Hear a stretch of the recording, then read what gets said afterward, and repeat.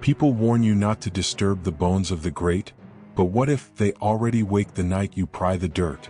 I'm going to tell you about a tomb that wasn't meant to be found, and the things that crawled out of the dark when someone tried. The Tomb That Devours Time. Part 1. The name that still commands the wind. They call him many things across continents and centuries. Temujin, the boy who rose from blood and frost. By 13, he'd killed his half-brother over a fish. By 20, he'd been sold into slavery, chained by the neck, and still escaped. By 40, he'd welded a dozen warring tribes into the largest contiguous empire ever, 12 million square miles, from the Pacific to the Caspian. The ironclad overlord who stitched 1,000 tribes together with bridle and blade. The shadow that moved faster than an army and colder than winter. In English he is Genghis Khan, a name that sounds like hoofbeats even when spoken softly. He rose from what looked like ruin and forged an empire from plains and fear. He didn't just conquer. He erased. Cities vanished. Rivers changed course to water his horses. When Baghdad fell in 1258, 30 years after his death, the Tigris ran black with ink from 1 million drowned books, and read for a week. But the scariest thing about Genghis Khan? He planned his own disappearance. 1227 AD. The Khan is 65, dying of fever in a war tent outside conquered Tangut territory. His last words, recorded by a trembling scribe, were, "Bury me where no man can boast he stood above me." His generals obeyed.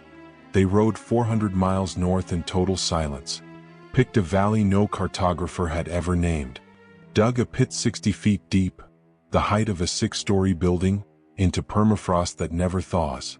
Then the cover-up began. 10,000 horses galloped over the site for 3 days straight. The ground turned to powder. Every slave who dug the grave was beheaded on the spot, their bodies tossed in after the coffin. A river was diverted to flood the valley, freezing into a mirror of ice by winter. Finally, the coup de grace. A regiment of elite guards rode in circles for a month until the steppe looked untouched. No mound, no marker, no mercy. He died somewhere beyond where anyone could mark with stone and name, yet the echo of his passage is everywhere. In languages, in burial rites, in legends where the earth won't keep its mouth shut. For 1,000 years the Mongolian steppe has been a flat, honest thing, grasses and sky and horizons that seem to lead to forever. But even that great plain has places people avoid. Not for wolves, not for weather, but for a hush that felt like a warning. Around camps, elders still point with a finger and say, "Not there. The ground is holy, and the dead are not to be bothered."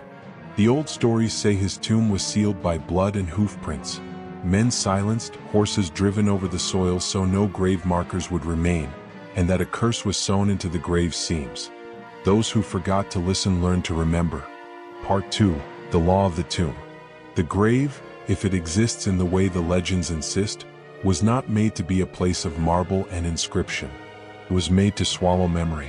Orders were given to hide the location. Workers were killed to keep secrets. Horses trampled the earth until it betrayed no outline.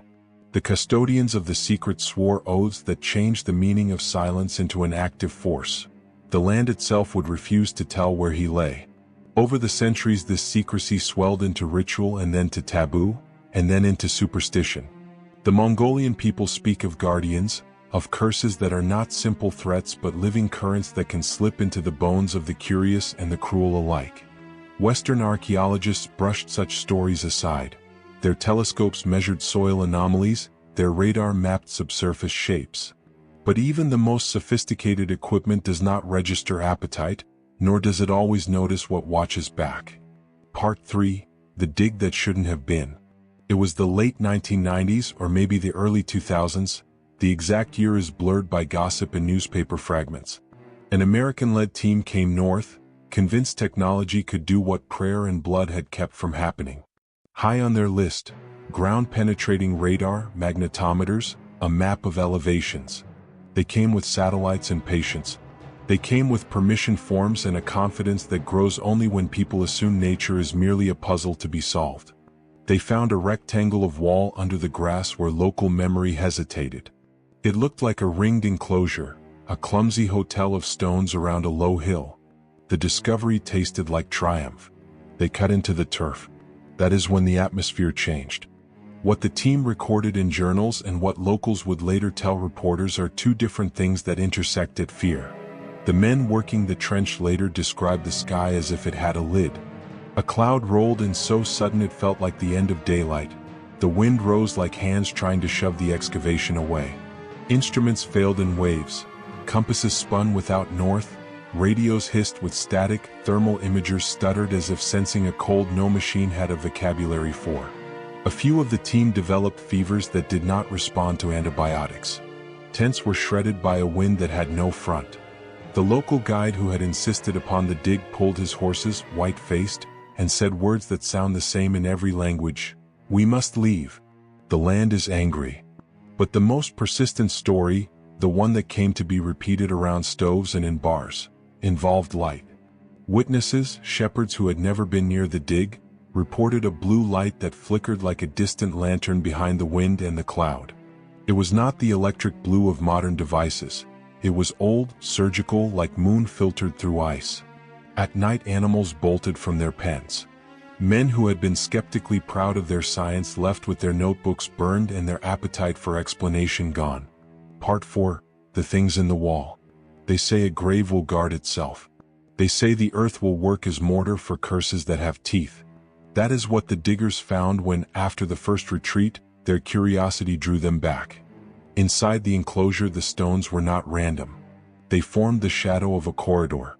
Within the corridor were niches that smelled of old iron and horsehair. When a shovel struck wood beneath packed clay, something like a sigh rose from the ground. No, not a sigh. A slow articulation that resembled a chain dragged over a stone floor. Some of the workers said the air tasted like ash. Then the snakes began. Not a handful at all, but a tide. The team's accounts differ in tone but not in detail. They opened a chamber and found it lined with coiling bodies, scales glinted like tarnished coins, mouths pink and leaking, tongues tasting the air like old keys. The animals did not flee at light. They poured, a living carpet, out through the openings. Men were bitten. Vehicles slid as if some secret unseen hand pushed them down the slope. A truck that had been parked at the excavation site rolled without driver and smashed into a boulder. The driver, pinned between metal and glass, later screamed about hands that had reached into the cab to hold him still. There are cultures that bury the living with the dead, and tales that a guardian can be animal or spirit. But no guardian should be venom. The reality that winter bore out was harsher than that. Whatever brood waited beneath those stones seemed bred from a protection that preferred living flesh as theater. The men abandoned the field, and the path they had disturbed healed with quiet haste. Where they had cut, the land smoothed, grasses pressed in like hands tucking a blanket. Rumors spread. The grave held serpents arranged as if guarding layers. It was said there were 7 coffins, silver like the moon and so intricately locked that no force of man could prise them open. An animal of grief, a camel, had once stood at the grave and wept, its tears a sign and a map and an omen all at once. These stories melded with fact until it was impossible to tell which was which, and that confusion is precisely what the place feeds on. Part 5. The Crying Camel. A lonely detail is often the hinge on which an entire story turns. For the Mongolian shepherds there was the image of a camel, not a monstrous omen but a single animal with honey-colored eyes that leaked a clear, glistening tear. The story says a mare appeared near a certain hollow and began to cry. She would not leave the mound, and when she did wander away she always found a way back. Anyone who saw that animal felt a sudden, almost unbearable sorrow, like the echo of a loss not theirs to own. The camel's tears formed a path in the grass that never dried. Where the tears fell, the soil grew no flowers. Outside science had no vocabulary for tears that lasted as an offering to a burial. Inside the local myth, the camel's water meant more than grief. It was a warning and a pointer. If you followed the wet line, it would lead you to a place of bones, but the path would not let you leave unchanged. Men who followed said they felt hands of old ancestors brush their shoulders. Women stirred and dreamed of beheadings and blankets soaked with river water. The tears stained memory in a way a photograph can't. They are a private weather inside the wider weather of steppe and sky. Part 6. The Silver Coffins. If there were a central image to terror, To the uncanny mix of reverence and dread that clings to this story, it would be the silver coffins. Witnesses have used different words: caskets, sarcophagi, chambers, but all agree on a layered secrecy, a set of enclosures nested like a Russian doll. The idea of 7 layers is as much ritual as deterrent. Each coffin meant to contain not just a body but also a binding ritual, seals written in iron, prayers pressed into seams, locks hardened by a heat older than metallurgy. When a coffin is opened, legends insist the dead should be left to remain dead. But men are not content with should. They love secrets. So someone, in a fit of boldness or arrogance, pried a first lid. Some say it was accidental: a sun-bleached plank, a crow's curiosity, a shovel that found a hairline fault. Others say a man forced it open because he loved money more than silence. What came from the first coffin was not a corpse in the ordinary sense but a smell of musk and horse sweat and iron, as if 100 war horses had been pressed into a single breath. The second revealed something like silk folded so tightly it whispered. The third held bone and a fragment of leather that had once been a glove. The deeper you go in these stories, the less tangible the finds become and the more poisonous the air.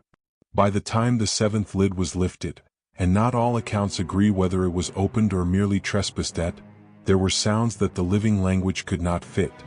Those who claim to have heard describe a chorus of hoofbeats that did not match any rhythm a human heart recognizes, a series of voices speaking in a tongue older than the empires that rose and fell over the plains. Machines failed to record it. Microphones produced nothing. People who were near lost their sense of time. Some fell into trance. One man walked out of the trench and for 3 days could not speak. He made a shape with his hands like a mouth opening and closing and whispered, "They call the living." Part 7, The Aftermath, What the Steppe Took Back. After the dig closed, and then closed again with the kind of finality that was not written into any permit, the consequences were not merely physical. Men returned to their homes different. An archaeologist who once loved coffee could no longer drink it. It tasted like rot. A herdsman whose father had been buried near a certain ridge complained of dreams where the dead walked among the sheep and counted them like coins. Children who played near the place grew pale with a longing that had no object. Weather patterns bent. For a while there were storms in summer and a frost that came early and took seedlings. Local elders said the land had accepted its price. It had reasserted its rule. The invaders of graves had physically retreated, but the stories persisted, and in these stories the dead learned names again, but names they used like traps. A quiet man sleeping in a yurt would wake and find a horse's hoof print in the packed dirt where none had been before.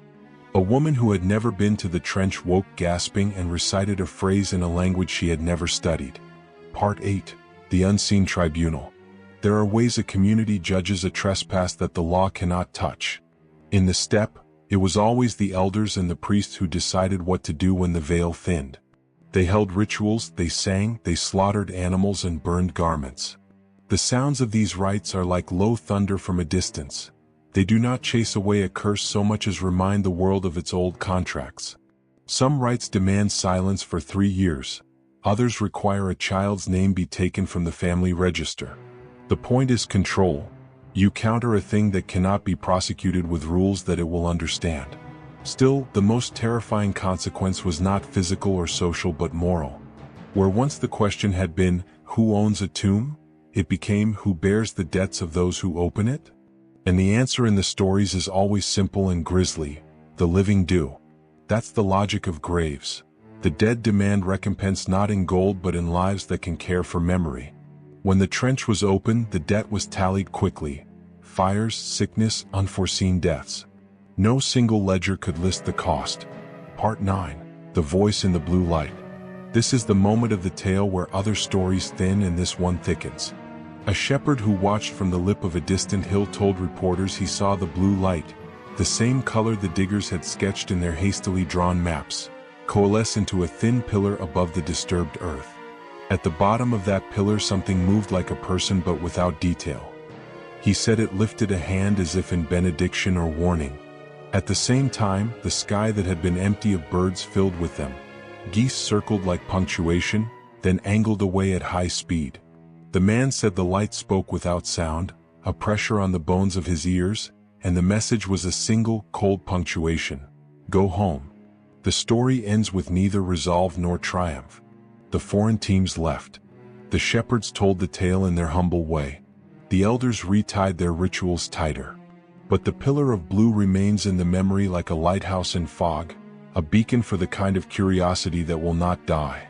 Part 10, How It Changes Us. This is not only a tale of curses and coffins. It's a tale about how we confront history. Genghis Khan is a man of both horror and brilliance. To want to understand him is noble. To pry regardless of cost is something else entirely. The steppe, for all its apparent emptiness, keeps a ledger of trespass. The story asks whether some histories are allowed to sleep, and whether our hunger for the past can be satisfied without waking the old things that guard it. Part 11, The Last Scene. There are two endings people tell when they whisper this story. The first is a warning and the second is a temptation. The warning: if you find yourself standing on cold grass at sunrise, and your radio pops with static and your compass trembles, turn back. If a blue light shows on the horizon like a match struck against the sky, do not approach. Some doors are sealed for reason. When men push them, they leave open the space for things that prefer the living. The temptation. On a rainy night 3 years after the dig, a crooked journalist who had been at the edge of the trench returned with a notebook full of notes and a photograph of a hand. The photo shows a palm, old and blistered, laying on top of a piece of woven leather, maybe a glove. Scribbled in a margin of the notebook, in a hand that trembled, was a single line. It read, "They were not sleeping. They were waiting." If you choose to believe the steppe has secrets that bite, then close your eyes and imagine the seventh lid. Imagine the sound a coffin makes when it is given a reason to be opened. Imagine the breath you hear then is not yours. And if you are the kind of person who cannot resist the map, the line of tears in the grass, the cold blue light that shows for a heartbeat and could, if you followed it, lead to the place where a man who conquered half the world lies still. Remember this: some graves keep their owners for a reason. When you pry them open, you invite more than treasure. You invite a verdict.